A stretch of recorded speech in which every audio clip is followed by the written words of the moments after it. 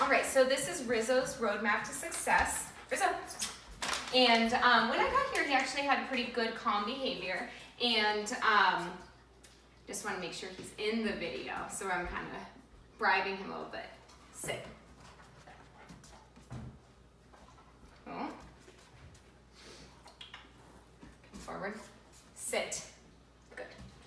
And so what we wanted to make sure we were really working on today is he's still a young dog, so he's really a puppy. He's 1 year old, and until dogs are about 2, we consider them puppies. So a lot of the behavior that he's kind of displaying and going through is pretty typical puppy behavior, and you know, he's also a Standard Poodle, so he's a very smart dog. So he is trying to find good ways to get his guardian's attention by picking up different objects in the home and kind of taking off, because he's learned that every time he does this type of a thing, he is able to get attention. So I'm not going to reward him for that because he's essentially learning to jump up.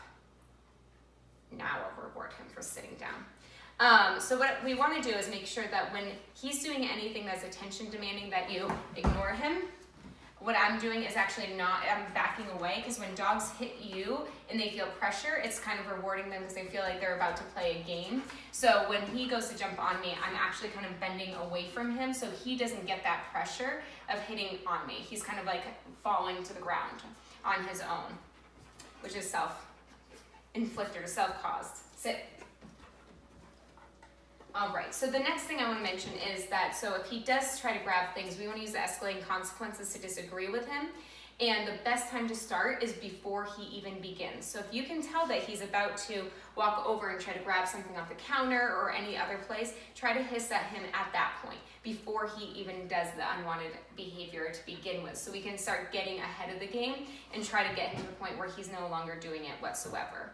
The most important thing for him will be consistency, repetition, and really good timing, and then following through. So remember, when you use the escalating consequences, to follow through until he has stopped doing that unwanted behavior. That might involve some leash timeouts to help him kind of learn how to regulate his behavior, to help him gain kind of self-control.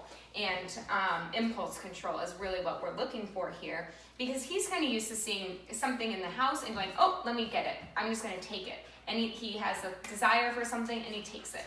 So we want to start having him take a little bit of a break in between that and start thinking, I don't think that's off limits. Oh, he took off something. Okay, we'll get that in just a moment. So if the guardians do have an object that he won't hurt because he doesn't actually ruin things, he doesn't trash things by ripping it apart, we don't want to chase him after that.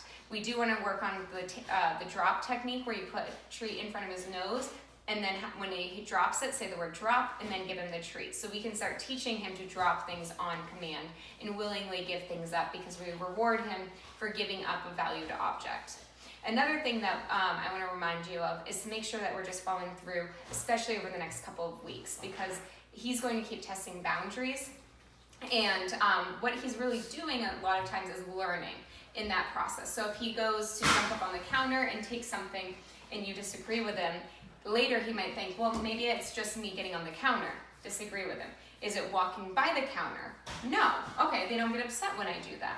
So he might look like he's really testing boundaries, but it could also be him learning and going through the process of identifying what's wanted and what's not wanted from him.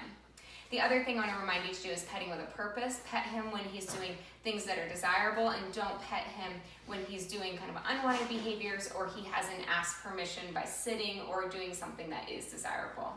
We want to make sure that we're keeping a lot of rules and structure in place to help him kind of have a more predictable environment.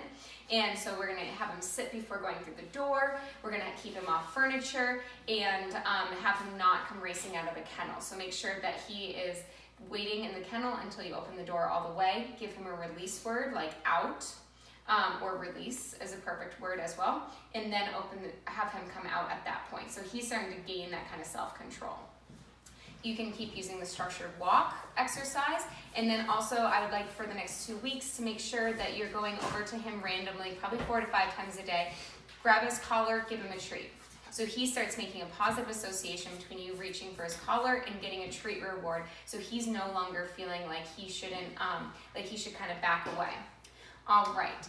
I want to remind you that everything you do trains your dog, only sometimes you mean it.